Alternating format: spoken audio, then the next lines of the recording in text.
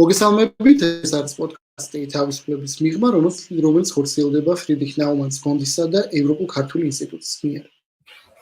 დღეს ჩვენ ვისაუბრებთ იმ თემაზე, რომელიც ალბათ ყველაზე აქტუალური იყო გასული დღეების განმავლობაში და რომელიც კიდევ უფრო მეტად შეინარჩუნებს აქტუალურობას, ალბათ კიდევ ძალიან დიდი ხანი. ეს არის ქრისტიანობისა და თავისუფლების ურთიერთმიმართება. ურთიერთმიმართება არა მარტო თეოლოგიური კუთხით, ჩვენ არა მარტო ვეცდებით ვისაუბროთ იმაზე, თუ რას ნიშნავს თავისუფლება ქრისტიანებისთვის, არამედ ასევე პოლიტიკური კუთხით, რამდენად განაპირობებს ქრისტიანობა იმ ცხოვრების წესს, იმ სიტუაციას, იმ პოლიტიკურ წყობილებას, რომელშიც ჩვენ ცხოვრობთ, ან შეიძლება პირიქით ქრისტიანობა პირიქით ხომ არ უშლის ხელს დემოკრატიული ფასეულობის განვითარებას. ამ თემაზე ჩვენ ვესაუბრებთ ბატონ ბექა მინდიაშვილს, თეოლოგს, ალბათ ერთ-ერთ ყველაზე მცოდნე ადამიანს, რომელსაც შეუძლია ისაუბროს ქრისტიანობისა და პოლიტიკის ურთიერთმიმართებაში.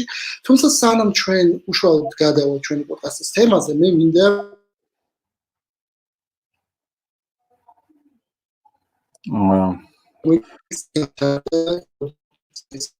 როდესაც გარკვეული ჯგუფი ითხოვდა საკარანტინო მდგომარეობის გაუქმებას.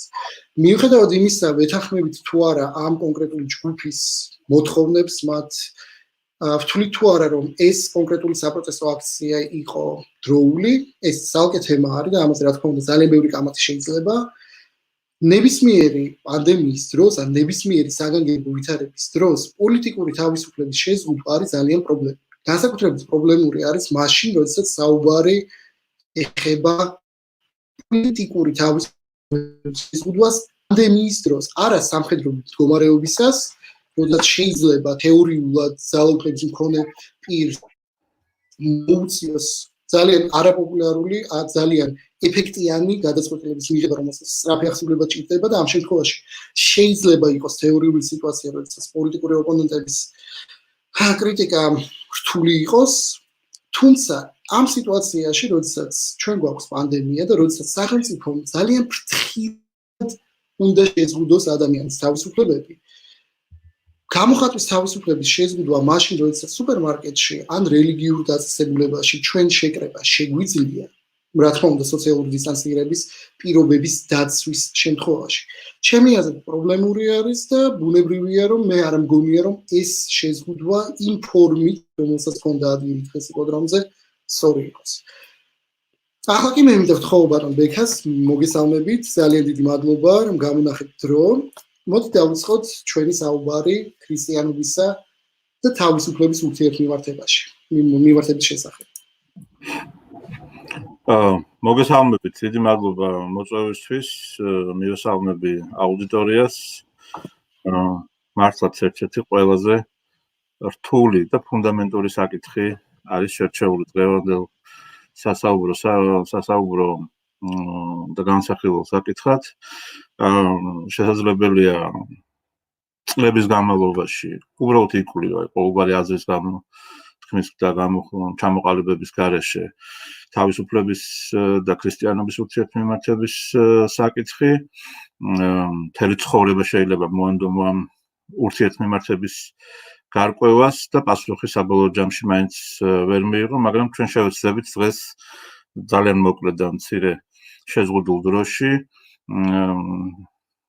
მოვნიშნოთ უბრალოდ რაღაც საფუძვლები, რაც შეიძლება დავაყვნოთ ჩვენი წარმოდგენა ქრისტიანობისა და თავისუფლების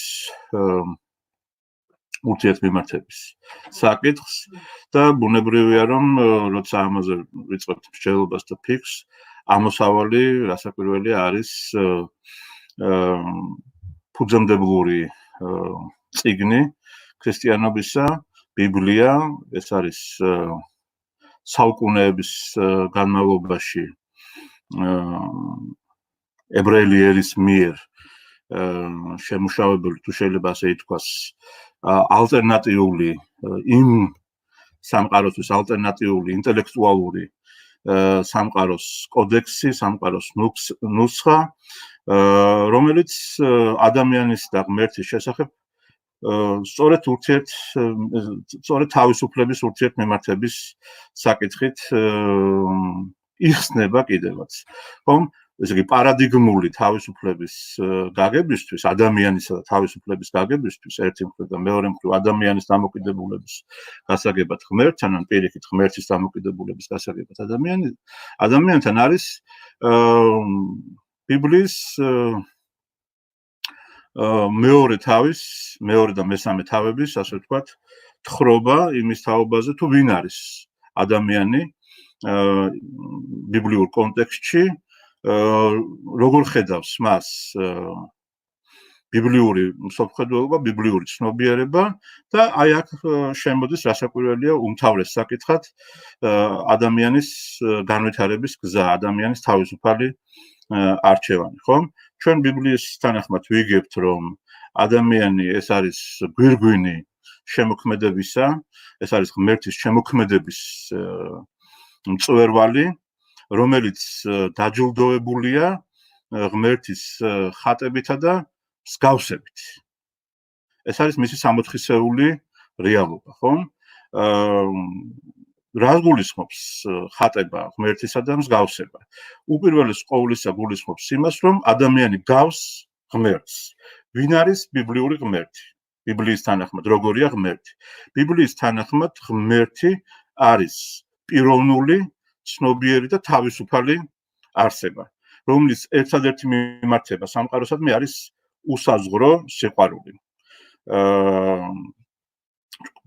საუკუნეების შემდეგ ჩვენ გავიგებთ, რომ უკვე ახალი აღთქმის ფურცლებიდან რომ ღმერთი სიყვარულია, ხო? აი ამ დეფინიციას მოვისმენთ, თვით დეფინიციას მოვისმენთ უფრო სწორედ ღმერთისა, ხო?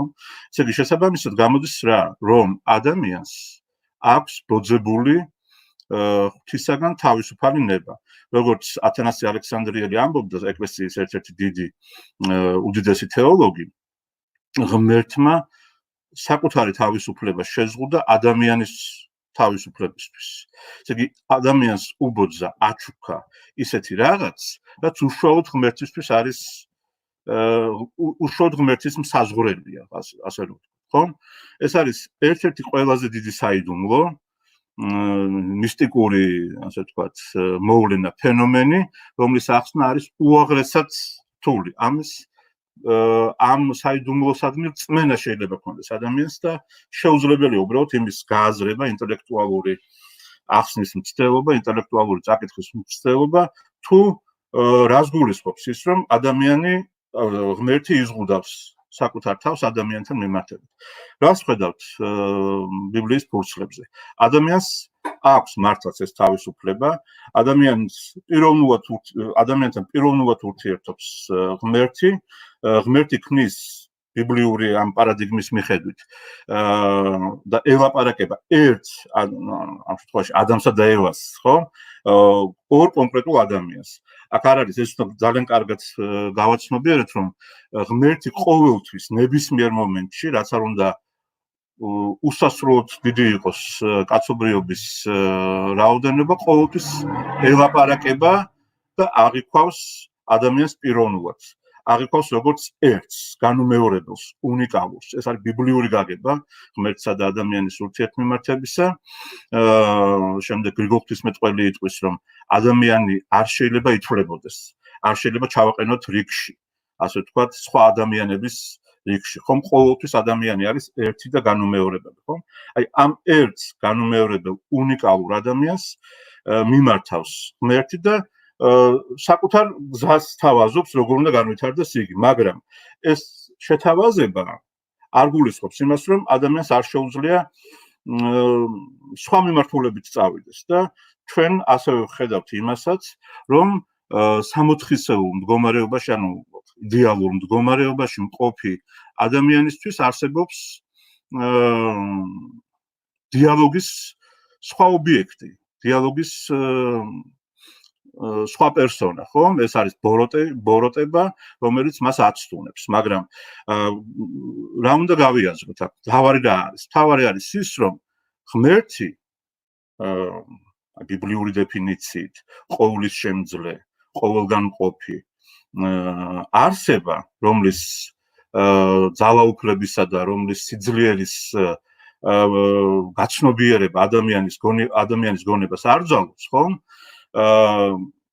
ადამიანს აძლევს სხვასთან ურთიერთობის შესაძლებლობას, ბოროტებასთან ურთიერთობის შესაძლებლობას. ადამიანს აძლევს სხვა გზის არჩევანის გაკეთების შესაძლებლობას, ხო? ესე იგი, აი ეს უნდა გავიაზროთ, როდესაც ჩვენ ვფიქრობთ, რომ აი ვთქვათ, რა არის აკრძალული ადამიანისთვის, რა არ არის აკრძალული და ასე შემდეგ, ხო? უნდა გავიაზროთ ის, რომ ღმერთი არ ზრდავს ადამიანს თავისუფლებაში და თავისუფლების გარეშე, რაც არ უნდა მორალური იყოს ერთი შეხედვით ადამიანი, აი ამ თავისუფლების გარეშე, რელიგიური ფასი ადამიანს ეკარგება. აი ეს არის ძალიან მნიშვნელოვანი.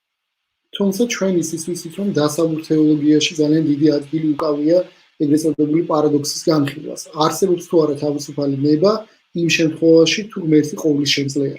მან ხომ უკვე იცის, რას გააკეთებს, როგორ იმოქმედებს ადამიანი. ამ პარადოქსთან დაკავშირებით, მე როგორც ვიცი, არსებობს სხვადასხვა სკოლების, სხვადასხვა შეხედულებები. თუ შეიძლება რომ ვისაუბროთ დასავლური სკოლის მიდგომაზე, რომელიც არის კათოლიკური მიდგომა, რომელიც არის პროტესტანტული მიდგომა და ასევე აღმოსავლურ მიდგომაზე, ანუ რას ამბობს ამაზე.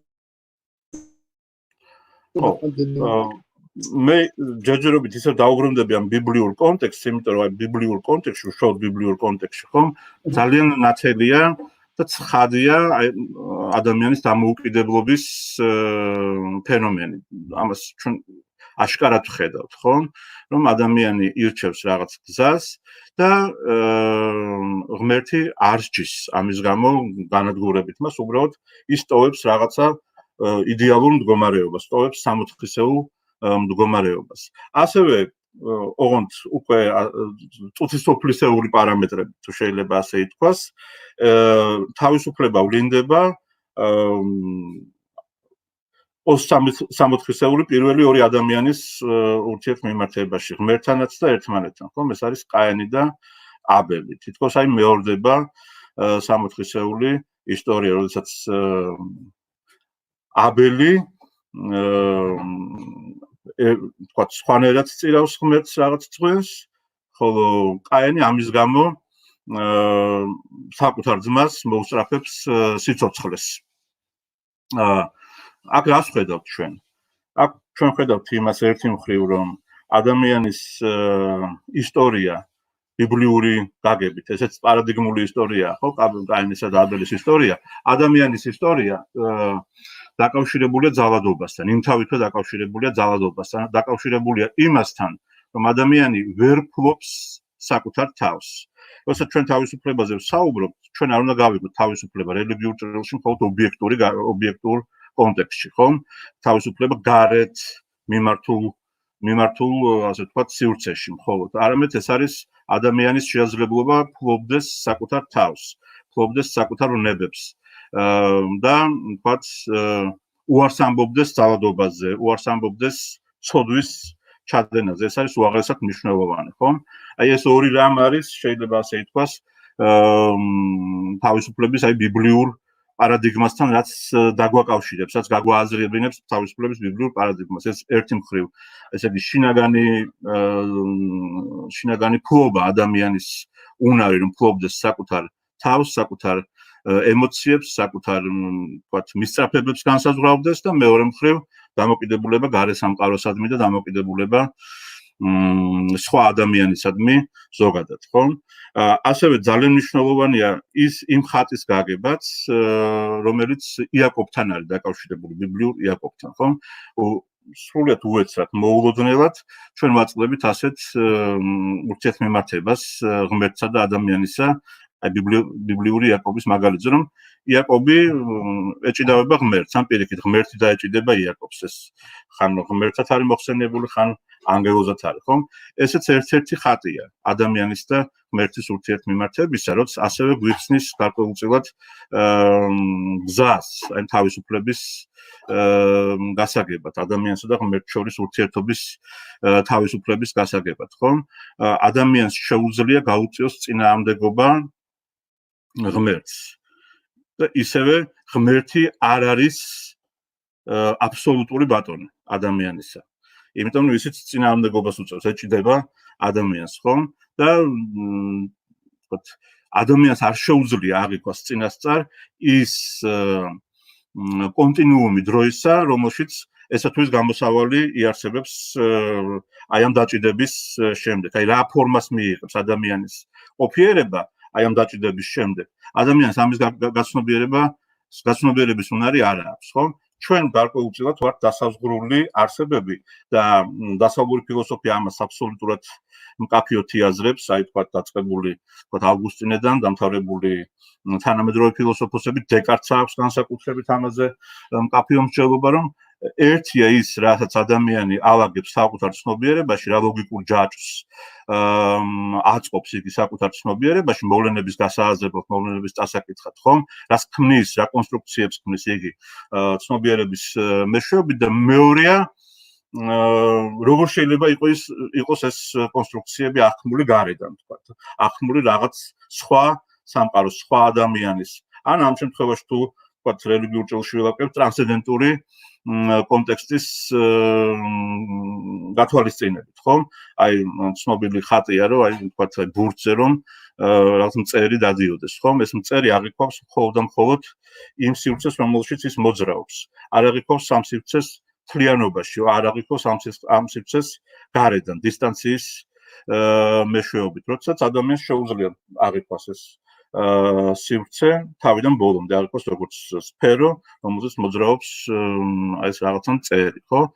აი ეს არის ალბათ პასუხი იმაზე, თქვათ, რა შეუძლია ამ თვალსაზრისით ადამიანს და როგორ შეიძლება ხედავდეს ადამიანს ტრანსცენდენტური რეალობა. მართალია ეს რაღაცა პროვიდენციალიზმი უფრო მეტად იყო დამახასიათებელი შუა საუკუნეების თეოლოგიისთვის, არა მარტო დასავლეთში, არამედ აღმოსავლურ მართლმადებლურ თეოლოგიაშიც, მაგრამ საბოლოო ჯამში ბიბლიური ცნობიერება ყოველ შემთხვევაში, ბიბლიური გაგება ადამიანისა რაღაცნაირად ძლევს ამ პროვიდენციალიზმს, იმიტომ რომ უკვე ახალი აღთქმის ფურცლებიდან ჩვენ ვიგებთ ერთ-ერთ უმთავრეს შინაარს ადამიანის და ღმერთის ურთიერთობისა, ხომ? ქრისტე ამბობს, რომ ადამიანი არ არის მონა და არ არის ასე ვთქვათ, ვაჭარი ღმერთთან, არ უნდა იყოს ყოველ შემთხვევაში ეს რაღაც საფეხურებია განვითარების, არამედ ადამიანი უნდა იყოს მეგობარი. ეს მეგობრობა ღმერთთან შენ ურთიერთობა, ასე ვთქვათ, ღმერთსა და ადამიანს შორის გვაძლევს წარმოდგენას იმის შესახებ, რომ ადამიანი არის თანაშრომელი ღმერთისა, თანაშემოქმედი ღმერთისა, ხომ?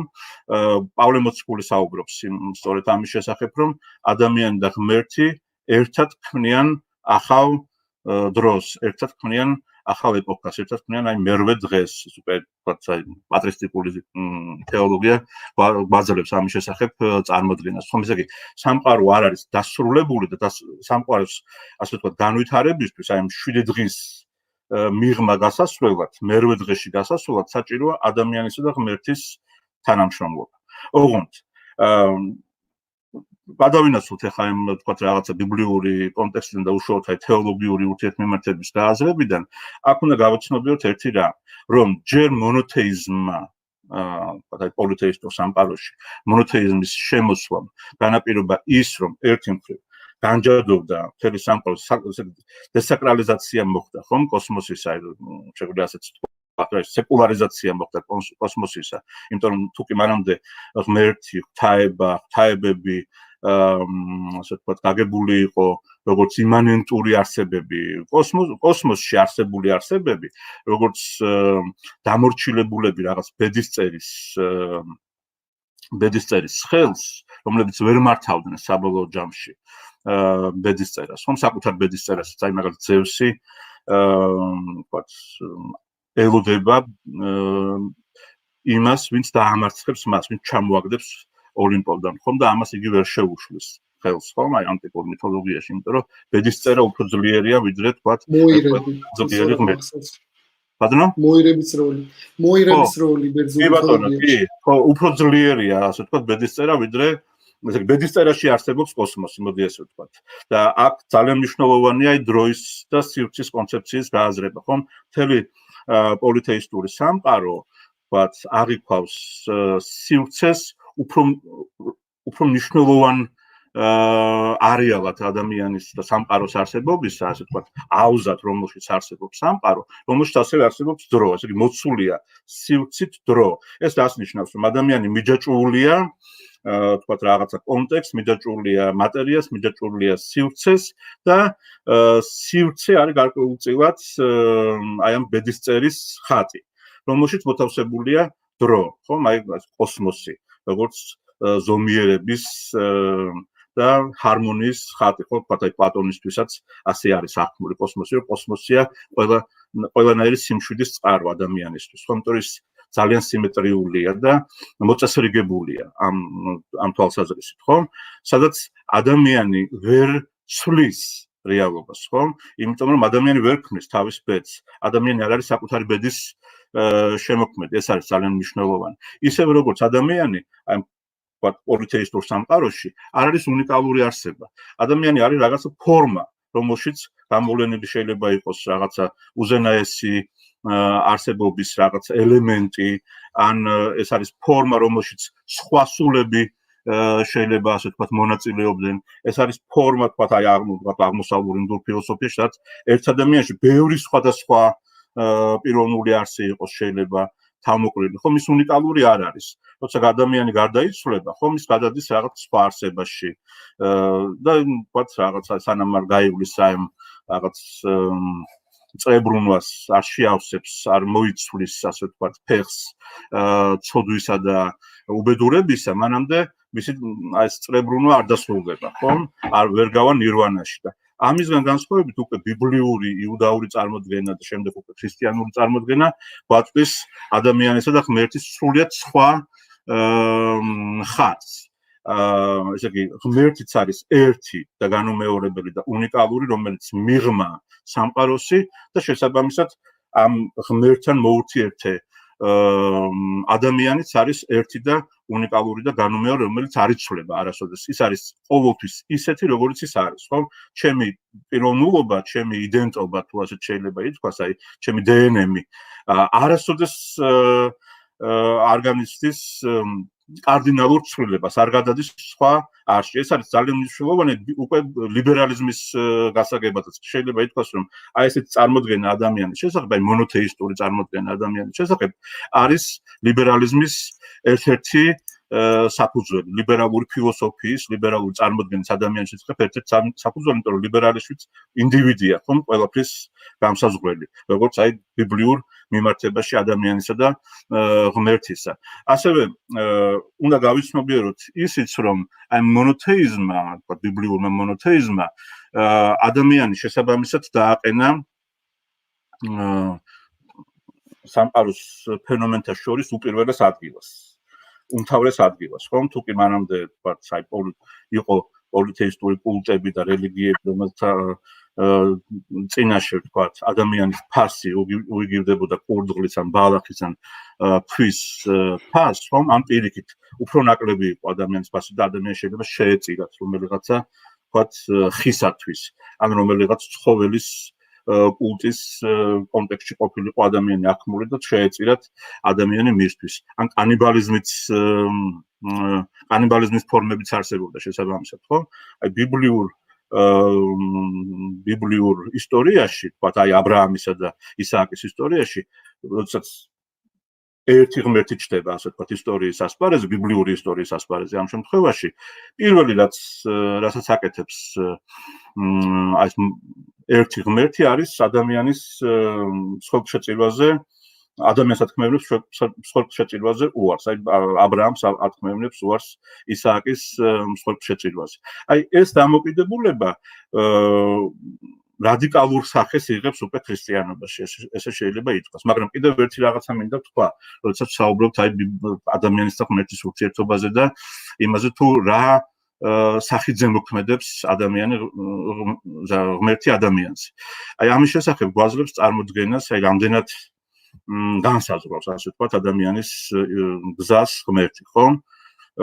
გვაძლევს წარმოდგენას იონას წიგნი. ეს არის ასე ვთქვათ, იგავური თხრობით გადმოცემული ისტორია, წინასწარმეტყველ იონასი, რომლის შესახებაც წერია ამ პატარა შესანიშნავ და იუმორით სავსე წიგნში რომ იონა იყო წინასწარმეტყველი პროფეტი, ნებიიმ, ესე ქვია ბიბლიურ ენად, ვთქვათ, ივრიდზე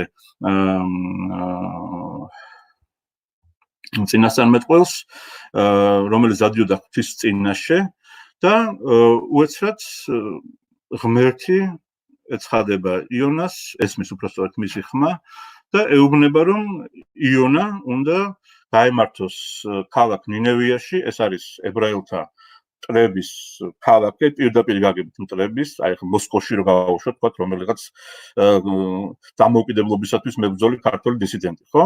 უნდა გაემართოს აი ამ იმპერიის ცენტრში, ნინევიაში, რომელსაც დაპყრობილი აქვს იუდეა და იქ ადაგოს ადამიანების წინაშე, რომ მათ გამოასწორონ თავიანთი ცხოვრება. არა ღმერთი იქ ადაგოს, თქვათ, იაჰვე. არამედ იქ ადაგოს მორალი ადამიანებს შორის, რათა ეს ქალაქი გადარჩეს. ამ ქალაქის მაცხოვრებლები გადარჩნენ. მათ თითქოს ამოწურული აქვს საარსებო დროსივცე. ხო, მან თავიანთი რაღაცა სიძულვილის, აგრესიის, ულქვაობისა და ძალადობის გამო ამით ხასიათდება ბიბლიაში ნინევია და გარყვნილების გამო ამავდროულად, ხო? და ამ მოწოდებას იონა არ თანხდება და ის გარბის. გარბის ისე რომ აი იმალება ხომალდის, თქვათ რაღაც მაშინ რა ქვია, სარდაფში. ემალება ადამიანებსაც კი, ხომ, სხვა ქალაქში, სხვა მიმართულებით გაემგზავრება იგი. და აი რა უცნაური ისტორია გადმოცემული, ესე იგი ამ ისტორიის თანახმად, ესე იგი, ეს ამ ხომალდზე მყოფი ადამიანები, რომლებიც არ არიან მართლმორწმუნეები, ისინი პოლითეისტები არიან ამ შემთხვევაში, ხო? შეიძლება დაისაჯონ იონას გამო, ესე იგი, მართალი ადამიანის, მართალი რწმენის მქონე ადამიანის გამო შეიძლება დაისაჯონ უდანაშაულო ადამიანები, რომლებიც არ მისდევენ ერთი ღმერთის რწმენას, იმიტომ რომ ის გაურბის ღმერთს, გაურბის ღვთის ნებას. და როცა იკითხავენ თუ რა არის იმის მიზეზი, რომ აი ხომალ, ესე იგი, აბორგებულია ზღვა და ხომალდი შეიძლება დაიღუპოს, აი იონა როგორც პატიოსანი ადამიანი გამოვა და იტყვის, რომ მე ვარ ამის მიზეზი და მე უნდა გადამეგდოთ ხომალდნავიდან, ვინაიდან გადარჩეთ. აქ უკვე შეწუხდებიან ეს ადამიანები, აი თქვა უდანაშაულო კაცი როგორ გადავაგდოთ, მაგრამ ეგ სხვა საკითხია. აქ მთავარი არის ის, რომ იონა აღმოჩნდება, რაც საკურელის მეტაფორებია სულ, აღმოჩნდება ვეშაპის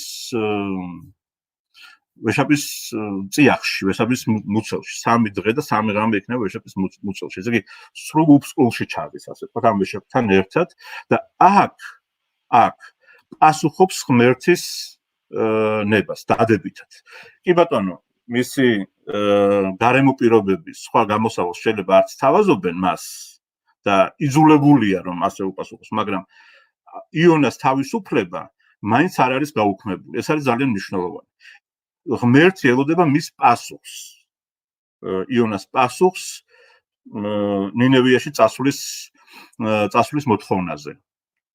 აი ეს არის ყველაზე რადიკალური ჩარევა, შეიძლება ასე ითქვას, ღმერთისა ადამიანის არჩევანში, მაგრამ ის მაინც არ განსაზღვრავს საბოლოო ჯამში არჩევას, იმიტომ რომ იონას აქვს, აი ამ უფსკრულშიც კი აქვს იმის შესაძლებლობა, რომ არ დათანხმდეს ღმერთს.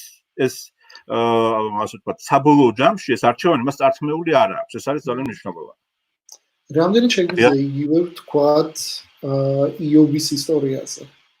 როდესაც ძალიან მეფისოფელი ისტორიაც შეიძლება ვთქვათ, იმიტომ რომ მე როდესაც გოეთეს კითხულობდი, სულ წარმომედგინა, რომ ზუსტად ისეთივე დიალოგი, რომელიც იყო მეფისოფელს და ღმერთს შორის, შეიძლება ყოფილიყო იობთან დაკავშირებითაც. რამდენად შეიძლება ვთქვათ, რომ იობის ისტორიის შემთხვევაში მისი თავისუფლება, მისი ყოფიერება, როგორც ასეთი არ იყო შესაძლებელი.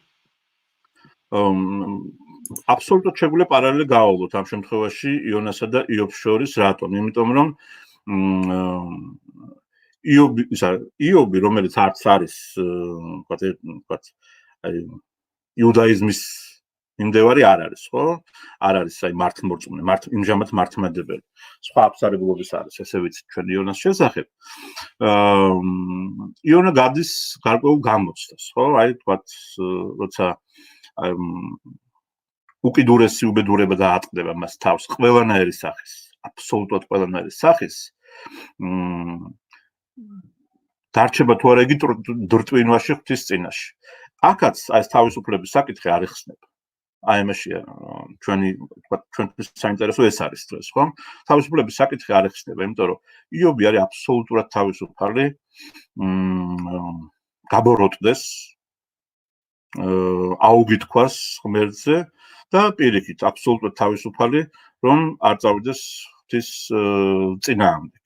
ესეც შეგვიძლია აი ესე წავიკითხოთ ეს ისტორიაც. ამ შემთხვევაში იობის მაგალითი ზუსტად თავისუფლების სასარგებლოდ მეტყველებს და არა თავისუფლების წინააღმდეგ, მაგრამ ჩვენ ერთი რამე უნდა გავითვალისწინოთ, ვთქვათ, აი მორწმუნე ადამიანი, ქრისტიანი ადამიანი, ან იუდაიზმის მიმდევარი, ან ისლამის მიმდევარი ადამიანი, რომელსაც აი ერთი ღმერთის შესახებ წარმოდგენა აქვს, ხო? როგორ სამყაროში ცხოვრობს? ის ცხოვრობს გარკვეულწილად სამყაროში, რომელიც იმთავითვე არის მოცემული. სამყაროში, სადაც აი ბუნებითი დაბადების პირველი დაბადების დონეზე, ეს ცნობილი, ძალიან ცნობილი საუბარი მომაქვს ახლა ალუზიურად ნიკოდიმოსსა და ქრისტეს შორის, ხომ, რომ აუცილებელი ადამიანი იშვას მეორედ და მხოლოდ ამ შემთხვევაში შეიძლება ის დაუკავშირდეს საბოლოო ჯამში ღმერთს, ხომ, მაგრამ აი ბუნებითი დაბადები, ჩვენს ბუნებრივ გარემოში მყოფობით, ჩვენ შეგვიძლია ვთქვათ, რომ აი თომა აქვინელს აქვს კიდე არაჩვეულებრივი აზრი ასეთი, აი ასტროლოგიის შესახებ, ხომ? აი პირველ დაბადებაში შეიძლება ვარსკვლავები მართლაც ზემოქმედებდნენ ადამიანზე, შეიძლება ბევრი რამე იყოს აი კაუზალურად განსაზღვრული და ჩვენზე მართლაც ასე რაღაცა ბედისწერის ხატები, ბედისწერის განწყობები ზოგადად შესახებ, ბედისწერის შესახებ არსებული განწყობები, რაც დაგროვებული ადამიანის ცნობიერებაში, ქმნის მის ცნობიერებასაც, ცნობიერსაც, ზეცნობიერსაც, ხო? ეს წარმოდგენები კულტურული, წარმოდგენები ისტორიის შესახებ, წარმოდგენები ურთიერთმიმართებების შესახებ, სოციალური ურთიერთმიმართებების შესახებ, ხო? განსაზღვრავს და განაპირობებს ადამიანს თავიდან ბოლომდე. როგორც პავლეს განაპირობებდა საიმისოთ, რომ ჩაექოლა მაგალითად, მოციქულ პავლეს განაპირობებდა საიმისოთ, რომ ჩაექოლა პირველი მიმდევრები იესო ქრისტეს, რომელსაც ქრისტიანებიც კი არ ერქვა ჯერ, ხომ? როგორც ვთქვათ, მარტინ ლუთერს განაპირობებდა საიმისოთ, რომ ყოფილიყო კათოლიკე ეკლესიის ერთგული შვილი, ცხოვრების გარკვეულ ეტაპზე, ხომ? ვთქვათ, როგორც ბუდას განაპირობებდა ყოფილიყო უფლისწული და ყოველგვარი სულიერი მცდელობის და ძალისხმების გარეშე მშვენივრად გაეტარებინა თავისი დრო, მაგრამ ადამიანი არის ისეთი არსება, რომელსაც თავიდან ბოლომდე შეუძლია შეატრიალოს საკუთარი ყოფიერება და სრულიად სხვაგვარად წარმოადგინოს იგი და თვითონ შექმნას ყოფიერების ახალი სახლი, ყოფიერების ახალი ხატი, რომელშიც თვითონაც დასახლდება და სხვა ადამიანებს მისცემს დასახლების შესაძლებლობას, რაც გააკეთა კიდევაც პავლემ, როდესაც შეხვდა, როგორც თვითონ გადმოსცემს ქრისტეს და ქრისტეს არანაირი, ვთქვათ, ძალადობისთვის პავლეზე არ მიუმართოს, მიუხედავად იმისა, რომ აღწერილია თითქოს ის უსინათლო გახდა, მაგრამ შეკითხვა რა იყო, ხო? რატომ დევნი მე, პავლე, რატომ დევნი მე? ესე იგი, ღმერთი ეკითხება ადამიანის და ელოდება ადამიანის თავისუფალ პასუხს ამაზე. ეს პასუხი განსაზღვრავს, ვთქვათ, ადამიანის შემდეგ გზას. აი ასე პავლესავით, ან მარტინ ლუთერივით, ან გრიგოლ ფერაძესავით, ან ბუდასავით ადამიანებს შეუძლიათ შეცვალონ საკუთარი ყოფიერებაც და სხვისი ყოფიერებაც. და ეს ცვლილების მასშტაბი შეიძლება იყოს განუზომლად დიდი, ვიდრე შეიძლება ერთი ადამიანის უშუალო გარემოსთან იყოს დაკავშირებული, ხო? ვთქვათ, მარტინ ლუთერმა ფაქტობრივად საფუძველი და სხვა რეფორმატორებმა საფუძველი დაუდეს არამარტო ახალ გაგებას ქრისტიანობისა, ხო? არამედ საფუძველი დაუდეს განმანათლებლობის და ლიბერალიზმის და თანამედროვე სამყაროს, დასავლური სამყაროს შესახებ წარმოდგენასაც, ხო? პავლე მოციქულმა შეცვალა თავიდან ბოლომდე ქრისტეს ცნებების საფუძველზე, რასაკვირველად ქრისტეს რელიგიის გააზრების საფუძველზე, თავიდან ბოლომდე შეცვალა დასავლეთის განვითარების გზა მისმა ნააზრევმა, ხო? იგივე შეიძლება ითქვას ბუდაზეც, რომელმაც ასევე სრული ტრანსფორმაცია მოახდინა ინდური რელიგიების შესახებ წარმოდგენისა, ხო? ეს არის მათი ამაზე რომ ცოტა მეტი ყურადღება გავამახვილოთ, თუ შეიძლება, როგორ შეცვალა პავლეს ქმედებებმა ის ცივილიზაციური გზა, რომელიც გაიარა დასავლეთმა. ძალიან კარგი შეკითხვაა. ნახეთ, ძალიან ბევრი სიტყვის, ძალიან ბევრი ფრაზის მოტანა შეიძლება, ცნობილი ფრაზის მოტანა შეიძლება ეპისტოლეებიდან, მაგრამ აი ერთიც რომ ავიღოთ, ხო? ქრისტეში აღარ არის, აი გალატელთა მიმართ ეპისტოლეში არის ამის შესახებ საუბარი, ქრისტეში აღარ არის მონობა და აღარ არის ბატონობა. აღარ არის დედაკაცება და აღარ არის მამაკაცება, ხო? აღარ არის იუდეველი და აღარ არის ელინი. ეს რას ნიშნავს? ესე იგი, ეს ნიშნავს, რომ ქრისტე არის უნივერსალური მოცემულობა, რომლის წინაშე ყველა თანასწორია. მიუხედავად აი ამ განსხვავებებისა. ყველაფერს თავი რომ ვანებოთ, შეიძლება ითქვას, რომ რევოლუციური ჩარევა კაცობრიობის ისტორიაში ქრისტიანობისა დაკავშირებულია მონობის გაუქმებასთან. აი მარტო ეს ერთი ამბავით საკმარისია პავლე მოციქულის და ქრისტეს ცნებების ძალის გასააზრებლად, ხო სწორია? იმიტომ რომ სწორედ აი ეს დამოკიდებულება უდევს საფუძვლად საბოლოო ჯამში მონობის გაუქმებას, რომ ქრისტეს წინაშე, ღმერთის წინაშე ყველა უკლებრივ, ყველა თანასწორია. და პირველ საეკლესიო თემებში აღარც არსებობდა ასეთი ტიპის განსხვავებები, თავისუფლიდან მონებიც, თავისუფლიდან ბატონებიც, თავისუფლიდან მოქალაქეებიც, ქალებიც, კაცებიც და სხვა. ეს არის ალბათ ერთ-ერთი ყველაზე სანიმუშო მაგალითი იმისა, რა შეუძლია გააკეთოს ადამიანის თავისუფალ არჩევანს, ადამიანის გზის ცვლილებას, ხო სწორია? და თუ ამ კუთხით გავიაზრებთ ჩვენ, ხო? გზის ცვლილება ადამიანისა დაკავშირებული არის ასევე მის დამოკიდებულებასთან, დამოკიდებულების გააზრების შეაძლებლობასთან, უბრალოდ ღმერთის, რელიგიის, მისი გარემოცვის, ერის, ავტორიტეტების მიმართ. აი ძალიან ცნობილი ტექსტია კანტის ძალიან ცნობილი ტექსტია რა არის განმანათლებლობა, ხო? პატარა საგაზეთო სტატიაა და თითქოს აი აქ არის პირდაპირ ჩამოყალიბებული პასუხები იმაზე, რა ჭირდება დღეს ადამიანს. ალბათ ყველაზე კაფიოდ ჩამოყალიბებული პასუხებია და ეს პასუხები ეფუძნება სწორედ ქრისტიანული რწმენის გააზრებას. ჩემი ღრმა რწმენით. რას ამბობს კანტი? ესე იგი, კანტი ამბობს იმას, რომ როდესაც ადამიანი უმწიბრობაში რჩება, ეს არის მისი ბრალი. იმიტომ რომ ადამიანი ვერ ბედავს იაზროვნოს. ერთი მხრივ ვერ ბედავს რაღაც დისტანციიდან აღიქვას ავტორიტეტები, როგორც შეიძლება იყოს წიგნი, როგორც შეიძლება იყოს რელიგია, როგორც შეიძლება იყოს ხელისუფლება და როგორც შეიძლება იყოს სამედიცინო სფერო. აი დღეს განსაკუთრებით მნიშვნელოვანია ჩვენთვის, რომ გავიაზროთ რას ამბობს სხვადასხვა მედიკოსი. მტროხშია ურთიერთსაწინააღმდეგო ამათი დამოკიდებულება და ამაშიც უნდა ვიყოთ ჩართულები, ხო? არა მარტო დისტანციიდან გააზრებას, არამედ ადამიანი ვერ ბედავს გარეთ გამოიტანოს საკუთარი მოსაზრებები, საჯარო სივრცეში გამოიტანოს საკუთარი მოსაზრებები და იმსჯელოს ამის შესახებ.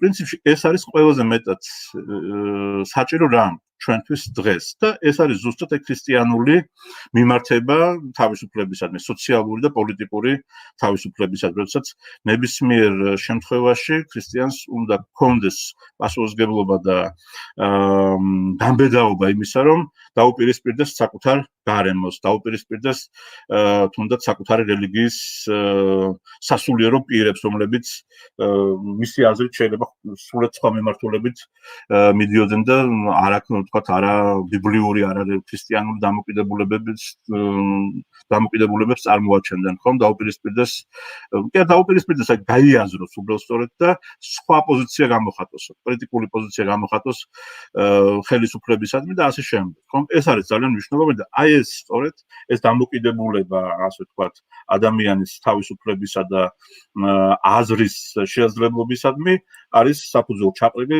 აი ბიბლიურ რელიგიაში, ადამიანის შესახებ ბიბლიურ წარმოდგენაში და რომელსაც აი ქრისტიანობა კიდევ უფრო დიდ გასახანს აძლევს აი საკუთარი უნივერსალიზმის წყალობით. არის ამდენ გასაგები. თუმცა ქრისტიანობა ალბათ არა მარტო ლიბერალიზმის პირველ საწყისი არის, არამედ ჩვენ ასევე დავინახეთ, რომ დასავლეთ ევროპის ისტორიის მანძილზე საკმაოდ რადიკალური თეოკრატიული რეჟიმებიც კი წარმოშობილია ქრისტიანობის ნიადაგში, კალვინი შვეიცარიაში ან ბუნებრივი ინკვიზიციის საუკუნეების სისტემაც ავტორიტარული გაგებაა ქრისტიანობისა, ხო? ყველაფერს თავი დავუნებოთ, მაგალითად დასავლეთში აი სტრილინგვას თეორია მუშაობდა, ხო? როდესაც ადამიანს არ ჰქონდა უფლება და შესაძლებლობა წაეკითხა ბიბლია თავისი გონებით აღიქვა, ასე ვთქვათ, საფრთხო წერილი, არ ჰქონდა მისი თარგმნის, საკუთარ ენაზე თარგმნის უფლება, მხოლოდ აი ლათინურად, ბერძნულად და არამეულად შეიძლება ეკითხა მაგალითად, ვთქვათ, ივრიდზე შეიძლება ეკითხა ბიბლია, ხო? ეს ლინგვისტური ავტორიტარიზმია გარკვეულწილად, ხო, რომელიც უკრძალავს ადამიანს კითხვას. აი პროტესტანტიზმმა სწორედ ეს შეცვალა. ესე იგი, ადამიანი აქცია სუბიექტად ქრისტიანობისა. თუ კი ჩვეულებრივი ადამიანი მანამდე თქვათ, აი შუა საუკუნეობრივ სისტემაში იყო ობიექტი ქრისტიანობის და დისპოზიცია ესეთი იყო, რომ ადამიანი ემსახურებოდა ღმერთს. ეს არ არის სახარებისეული მიდგომა, იმიტომ რომ სახარებაში ჩვენ რას ხედავთ, რომ შაბათი არის ადამიანისთვის და არა ადამიანია შაბათისთვის. რას ხედავთ, რომ ღმერთი იდრექს მუხს ადამიანის წინაშე გაბურძნული მოციქულების პეტრეს წინაშე და ბანს ფეხს და გაოგნებულები არიან, რომ ვთქვათ, მოძღვარმა მათ წინაშე მუხლი მოიდრიკა, პირსახოცი შემოიხვია და ფეხი დაბანა და გაუმშრალა შემდეგ, ხო? ის პირდაპირ ამბობს, რომ მოვედი იმისთვის, რომ ვემსახურო ადამიანებს და არა მემსახურონ მე, ვთქვათ, ხო? ქრისტიანობის ღმერთი ანგრევს ღმერთის შესახებ მანამდე არსებულ წარმოდგენას, მათ შორის ბიბლიური ღმერთის შესახებ მანამდე არსებულ წარმოდგენას, რომ ის არის რაღაცა მეხთამტეხი, რომელსაც შეუძლია იოვარქნას მტრები და მოწინააღმდეგეები და ასე შემდეგ. ქრისტიანობა გვეუბნება და უკვე პატრისტიკური ტრადიცია გვეუბნება იმის შესახებ, რომ ყველაფერი უნდა გავიგოთ კენოტიკური, ანუ ღმერთის თვითდამდაბლების იდეის საფუძველზე და ამ კენოზისის უმთავრესი სიმბოლო და ხატი არის ჯვარცმა ღმერთის, ასე იგი ღმერთი და ადამიანი, ღმერთკაცი ჯვარს ეცმის ადამიანის წინაშე იმის საჩვენებლად, რომ ის არ არის რაღაცა ზევსის მაგვარი არსება, ხო? და ამავდროულად ძალიან მნიშვნელოვანი ხა გადავუხვიე კიდევ ერთხელ თემას, მაგრამ ეს რო არ დამავიწყოს ეს ამის თქმა, ძალიან მნიშვნელოვანია იმის გაგებაც, რომ ქრისტიანების ღმერთი ეს არის ერთი ადამიანი, ერთი ადამიანის რელიგიაა ფაქტობრივად ქრისტიანობა. რატომ? იმიტომ რომ საბოლოო ჯამში იესო ქრისტე აღმოჩნდა სრულიად მარტო სამყაროს სამსჯავროზე. ეს არ არის მარტო თქვათ იმპერიის სამსჯავრო, თქვათ, ხო? რომის იმპერიის სამსჯავრო, რომელსაც პილატე წარმოადგენს. ეს არ არის მარტო იუდაური რელიგიის, იუდაიზმის, ანუ მართალი სარწმუნოების სამსჯავრო. ეს არ არის მარტო სოციალური სამსჯავრო, აი ბრბო, ხო, ამბობს ბოლოს, რომ მე მაქვს სიკვდილზე სანქციის გაცემის უფლება და ჯვარსაც ვთები, ხო? ეს არ არის მარტო ისტორიისა და კულტურის სამსჯავრო, ეს არ არის მხოლოდ და მხოლოდ აი თქვათ მეცნიერების და ინტელექტის სამსჯავრო, რომლის წინაშე ასევე წარსდგა იესო ქრისტე ფარისევლების და მწიგნობრების სახით, ხო? ეს არის მთელი სამყაროს, ასე თქვათ, მსჯავრი დადებული ერთი ადამიანისთვის. იმ კონტექსტში, რომ დრამა, მთავარი დრამა ქრისტიანობისა დაკავშირებულია მრავალისა და ერთის გაგებასთან, ხო? რას ამბობს მღვდელმთავარი ანანია, რომ უმჯობესია ერთი ადამიანი მოკვდეს, ვიდრე ცდუნდეს მთელი ერი. ეს არის მთავარი დრამა, ასე ვთქვათ, დრამატიზმი, აი ამ ველშია, სწორედ სახარებისეული, ხო? ქრისტიანობა ირჩევს ამ ერთი ადამიანის რელიგიას და იმ შემთხვევაში, როდესაც ერთი ადამიანი, ნებისმიერი უკვე შემდეგ ერთი ადამიანი, როგორც ხატება და მსგავსება ღვთისა, რომელიც თანამონაწილეა მათ შორის, აი ქრისტეს პიროვნულობისა, ხო? აი ზიარების პირდაპირ გაგებითაც და ლოგოტური გაგებითაც, ხო, ინტელექტუალური გაგებითაც თანამორწილია ქრისტეს, აი ეს არის ერთი ადამიანი, ხო? როდესაც ერთ ადამიანს ღალატობს ეკლესია, ღალატობს ეპისკოპოსი, პატრიარქი, მთელი ასე ვთქვათ, ორგანიზაცია ქრისტიანული, ხო? ის უკვე ქრისტიანული არ არის, ღალატობს რასაკვირველია ქრისტესაც. ამიტომ ყოველთვის უნდა ახსოვდეს ქრისტიანს, რომ ქრისტიანისთვის ყველაზე მნიშვნელოვანი არის ერთი ადამიანის სამართლიანი ინტერესი, იმიტომ რომ მისი ღმერთიც ის ერთი ადამიანი, რომელიც თავის დროზე დაისაჯა უმრავლესობის სახელით. ეს არის ძალიან მნიშვნელოვანი რამ. ეს ღალატი ჩაიდინა უამრავჯერ ქრისტიანობამ, შუა საუკუნეებშიც, მანამდეც, პროტესტანტულ სხვადასხვა მიმართულებებშიც, მართლმადიდებლობაშიც, ამ ღალატის, ასე ვთქვათ, შემსწრენი ვართ ახლა დღეს ჩვენ საქართველოში განსაკუთრებით, როდესაც მხოლოდ აი მთავარ ეპისკოპოსმა საბამ დასვა ასე საკითხი, რა უფრო მნიშვნელოვანია ერთი ადამიანი თუ ყველა ტაძარი, ხო? და გასცა ამაზე პასუხი, რომ ერთი ადამიანის სიცოცხლისა და ჯანმრთელობის ფასი არის აღუწერელი. და რაც არ უნდა ბევრი ეკლესია შევაერთოთ, გავაერთიანოთ ყველა ტაძარი, ხო? ადამიანის ფასი მაინც უფრო მნიშვნელოვანია, ხო? ეს პრობლემა არის და ამაზე ძალიან ხშირად უნდა ვისაუბროთ, რასაკვირველია ამ ურთიერთდაპირისპირებაზე, თქვათ, ერთსა და მრავალს შორის, ხო? ინდივიდსა და პიროვნებასა და თქვათ, აი რაღაც მასას, თუ კლასს, თუ მრევლს, თუ საზოგადოებას, თუ ერთს შორის დაპირისპირებაზე, ხო? ამიტომ ყოველთვის ეს ერთი ადამიანი რაღაცნაირად არის კონცენტრაცია თავისუფლების შესახებ ჩვენი წარმოდგენებისა, ხო? ეს ხა შორს ვარ წავიდეთ, აი ვაჟაფშაველას აუდაკეთებაურიც ძალიან კარგი ილუსტრაცია და ყველასთვის ცნობილი ილუსტრაცია არის თავისუფლების აი ამგვარი აღქმისა და გაბადმა. ამ ვაჟაფშაველას სინდისი, ასევე ძალიან კარგი ილუსტრაცია ვაჟის სოფლების. აი ეს მხოლოდ პიროვნულ თავისუფლებაზე ვარ ვილაპარაკობ, რა მნიშვნელობა აქვს ტრადიციას.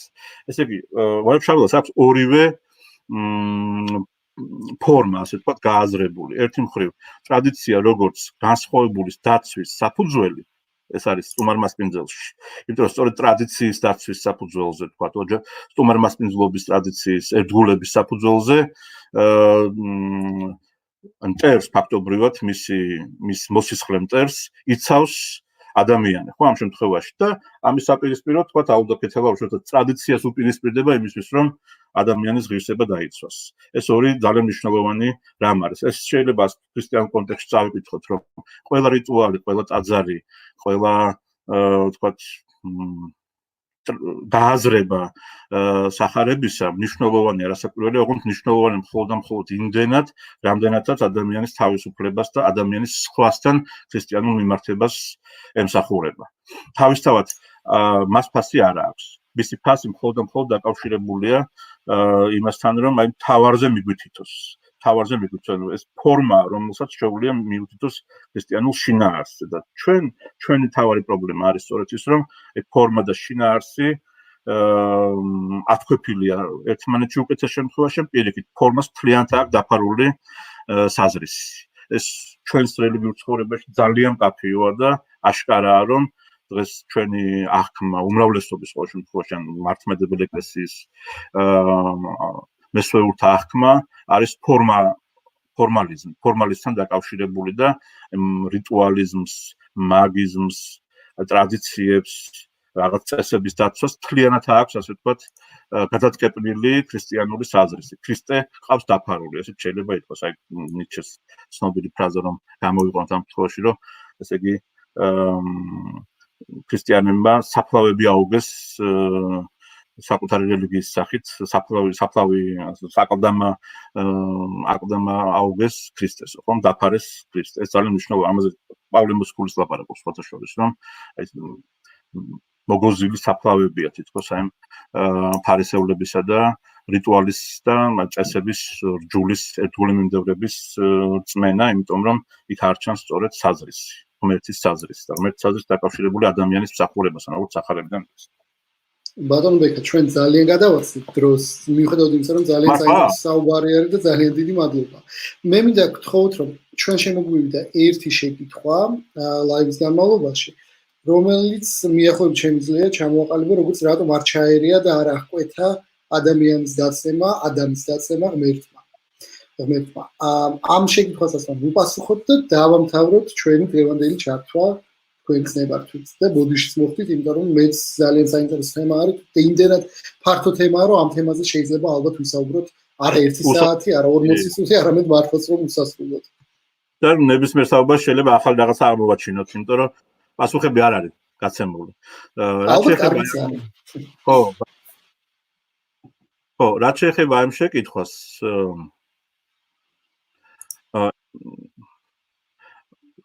როგორც თავიდანვე ვთქვი, ხომ, ბიბლიური ღმერთი წინაშე, ღმერთის ბიბლიური გააზრების კონტექსტში შეგვიძლია ვთქვათ, რომ ადამიანის სახით ღმერთმა შექმნა თავისუფლების ახალი სივრცე. თავისუფლება უფრო მნიშვნელოვანია, თავისუფლების შედეგად დაცემული ადამიანი უფრო ღირებულია. 1000 უბედურებაში ჩავარდნილი ადამიანი, 1000 ტრაგედიის დამტრიალებელი ადამიანი უფრო მნიშვნელოვანია, ვიდრე არათავისუფალი, რაღაცა რობოტის მსგავსი, ზომბირებული ერთი შეხედვით თუნდაც აი ყველა წესებისა და რიტუალების, რჯულის, ცნებების, მარხვებისა და ლოცვების შემსრულებელი ადამიანი, რომელიც თავისუფლებაზე უარს ამბობს. ის რომ ეს მნიშვნელოვანია, სწორედ აი კაენის ისტორია გვიყვება, რომელიც გვეუბნება იმას, რომ ღმერთი არ აძლევს სხვა ადამიანებს იმის უფლებას, რომ მოусპონ სიცოცხლე კაენს, ის უნდა ცხოვრობდეს, იმიტომ რომ კაენს თავისუფლება არ ეხმება.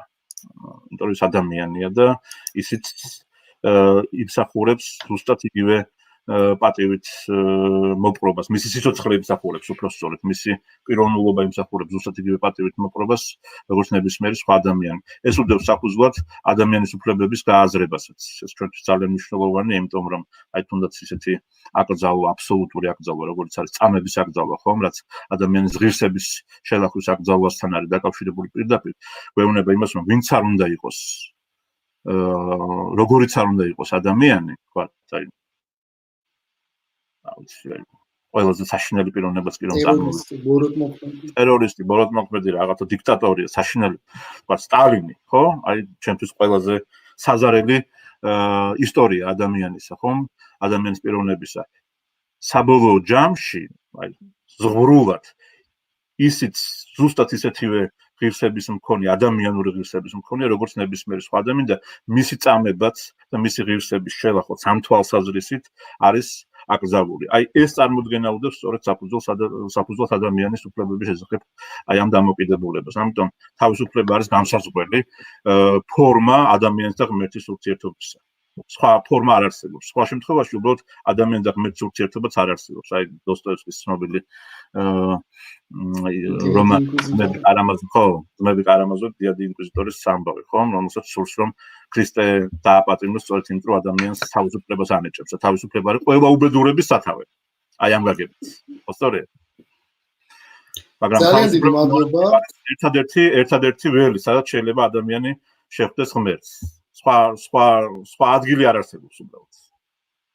ბატონო ბექა, ძალიან დიდი მადლობა, რომ გამონახეთ დრო და შემოგვიერთდით. ძალიან საინტერესო საუბარი გამოგვივიდა.